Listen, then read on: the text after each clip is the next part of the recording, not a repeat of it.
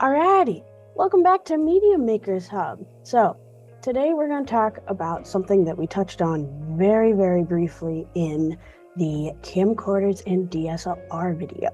So, we're going to talk about the exposure triangle. So, if you've ever looked at a photo and, thought, oh, this looks really dark, or maybe it looks a little bright. So, chances are you're dealing with an exposure issue. So, well, what is exposure?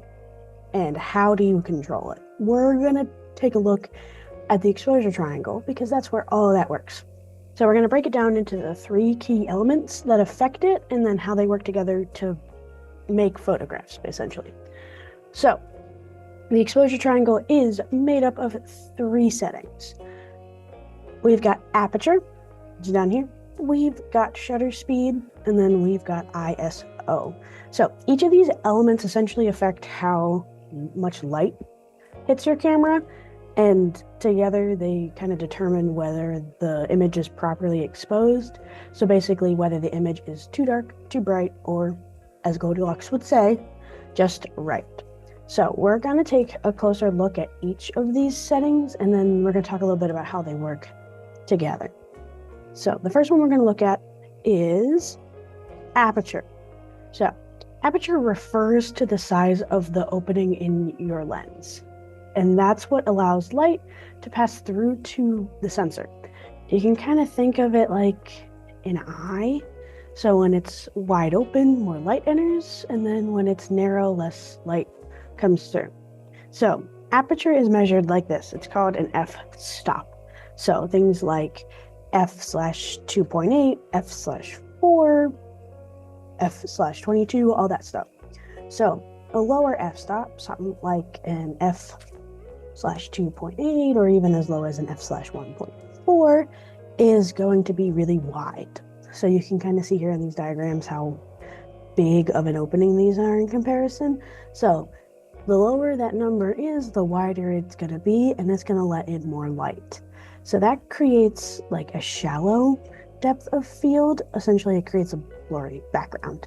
So, and then a higher f-stop, like these ones up here, have a real small opening. It's narrow. So that lets in less light, and then it gives it like a bigger depth of field. Essentially, more things in your image are going to be in focus. So,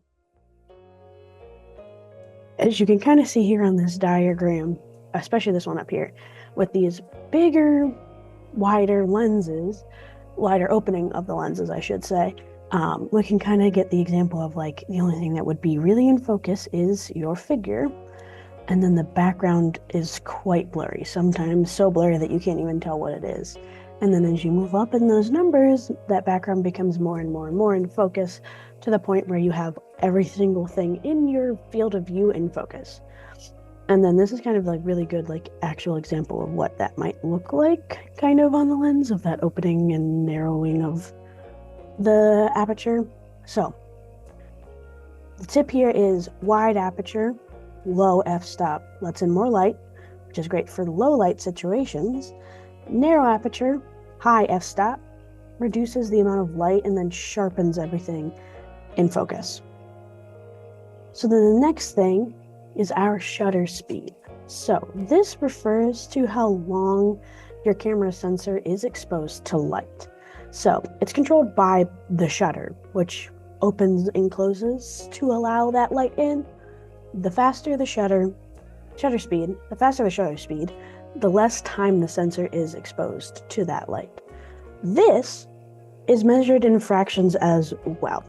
It's fractions of a second. So 1 out of 1,000, 1 out of 500, 1 out of 60. A fast shutter speed, like 1 out of 1,000, is great for freezing motion.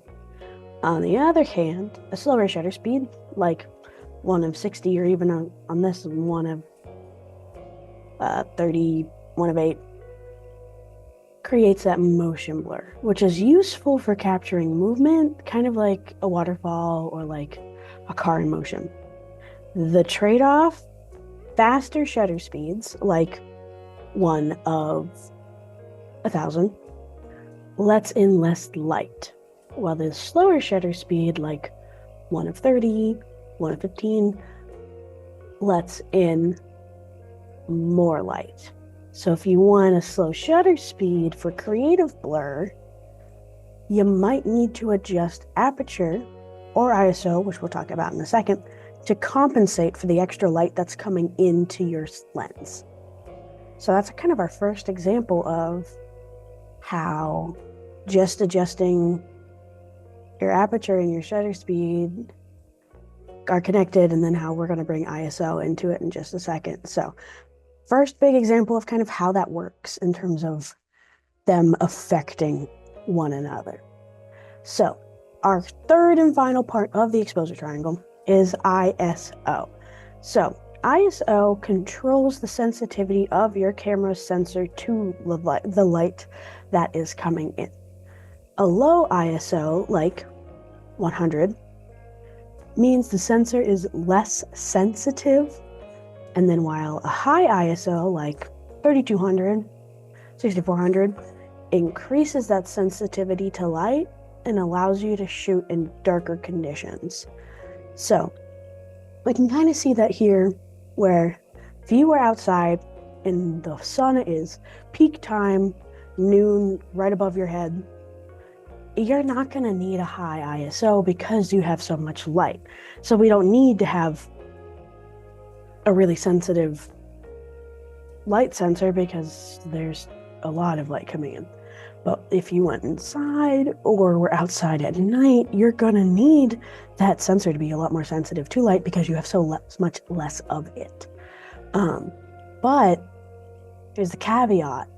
High ISO is great for low light situations, but that higher setting can introduce a lot of digital noise. And then that ends up making your image look a little grainy, kind of like staticky a little bit. So that's why it's important that you need to balance that ISO with the aperture and shutter speed for the best results. Now, in our day, there are plenty of programs and plenty of ways to reduce the noise in your image, so it's not inherently bad. However, so you don't have to take that step to edit your images, it's easier to just adjust your ISO and then adjust the shutter speed and aperture to follow that and make sure it all works together. So with that, now that we know what each of them do, we're going to talk about how they work together. So they kind of work in a delicate balance. So if you change one, you're likely going to need to change or adjust the others just to maintain a proper exposure. So taking a look at this graphic right here, we can see that they kept the f-stop the same and they kept the ISO the same. So essentially they kept the aperture the same, and then they kept that light sensitivity the same. But what they chose to change here is that shutter speed. And you can see even just adjusting one of those settings, how that immediately changes what that image looks like. Now, some people would end up changing all three at some point, but it's kind of an example there of how even changing one of those settings can drastically change the image that you're capturing. But examples of these, so if you've got a wide aperture, like f/2.8, for a blurry background, then you see that it's letting in too much light. Well, you might need a faster shutter speed or a lower ISO to keep that exposure balanced. However, another example, on the other side of it, if you're shooting in a low light condition and you need more light, but don't want to change your aperture, you could raise your ISO or slow down the shutter speed. But keep in mind, higher ISO, the more noise you get. So, now that we've looked at these settings, I'm going to show you something really cool that I like to use. So we're going to hop out of here and we're going to hop onto Flickr. So Flickr is essentially a photo sharing website. People post all the photos they want, all that fun stuff on here. So say you're looking for some inspiration, you're looking through Flickr or whatnot. and you see an image you really, really like. So we're going to take a look at this one. So it's a mountain range that you really like. Oh, there's one near my house. Maybe I'll go and recreate that because that's really cool. If you click on it, and depending on how you're looking at it, you might just scroll down. On here, it's right on the side. But Flickr has this really cool feature that you can go in and hit show settings, and you can see what settings this person used to take this picture. You can even see what lens and everything. So it'll show you what they used, and then you can maybe use some of those settings to recreate it. Or you can use those settings to build off of, okay, this is how this looks. Maybe I want it to be brighter, so then I'm going to change the ISO, or I'm going to change the aperture, shutter speed, whatever. But this is a really cool teaching tool of, oh, I want my pictures to look close to this or have this type of lighting, da da da da. And you can kind of see some of the settings and what they've used. So it's a cool little tidbit thing here that I like to show to people because it helped me figure out a lot of stuff when I was learning how to do this. So there's that. But mastering the exposure triangle is the key to taking control of that photography. So we're going to hop back over here. So whether you're freezing action, capturing a scene, stunning portraits, whatever you're creating, essentially knowing these three things and how they work together will help you get what you want out of your pictures. So with this, now that you know a little bit about DSLRs and you now know about the settings that they use, get your camera out, experiment with those different settings, adjust things, and see how it affects your images. The more you practice, the better you'll get at finding that perfect balance. Like I said before, I didn't shoot in manual for a very long time, and I only recently started switching to that, and it is so much better. So mess around. If you are confused about something, guess what? Google it. Google is your best friend. So if you're confused about maybe what a shutter speed you should use for a specific situation, probably like 9 out of 10, somebody's probably already taken a photo like that. So you could probably look it up and see what aperture or shutter speed or ISO that they recommend. So Google's your best friend. But other than that, we're going to end that off here. So thanks for watching. Don't forget to subscribe, hit that bell, notifications, all that fun stuff.